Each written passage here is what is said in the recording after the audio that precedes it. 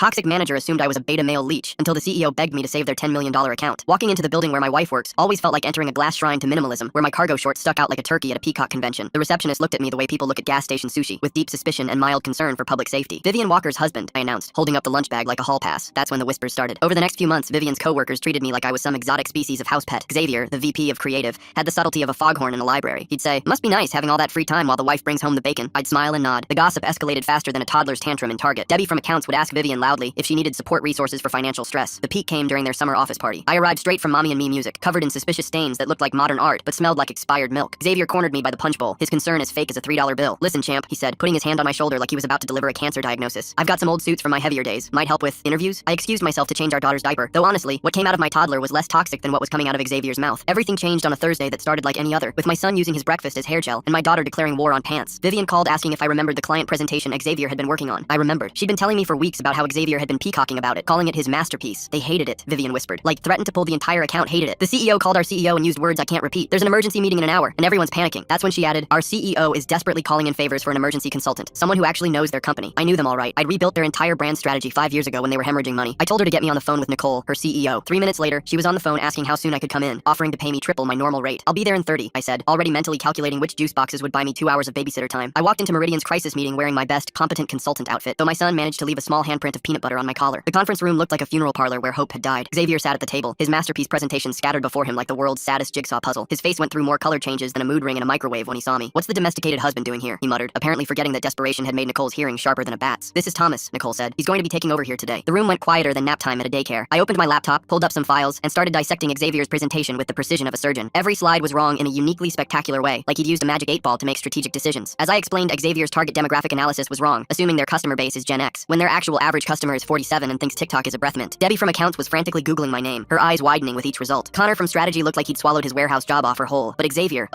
wasn't done. His pride was wounded, and like a cornered possum, he was about to make terrible decisions. "If you're so brilliant," he spat, "why are you playing housewife while your wife works here?" The room collectively held its breath. Vivian covered her face. Nicole looked ready to commit workplace violence. I just smiled and said, "Because, Xavier, I made enough money selling my company to afford something you clearly can't. Choices and competency, apparently." I turned back to the presentation. 2 hours later, I'd rebuilt their entire strategy, and Xavier had the expression of a man who just discovered his fly had been open during his wedding. I thought all was well, and the aftermath had been sweeter than the candy I'd confiscated from my kids' Halloween buckets. Only 3 weeks later, I was reviewing my consulting invoice when something odd caught my eye. There was a voicemail I'd missed. "Tom, we need to talk about what really happened 5 years ago. Xavier just sent us some very interesting files about your old agency." My blood ran cold as I remembered the one detail I'd left out of my heroic save, that my former company had been a consultant from when they nearly went bankrupt, right before I mysteriously retired early. Vivian walked in just as Xavier's email popped up on my screen. Subject line, "Your husband's not who you think he is. I wish I could tell you it ended there, but it didn't. Click the link to see how it really ended."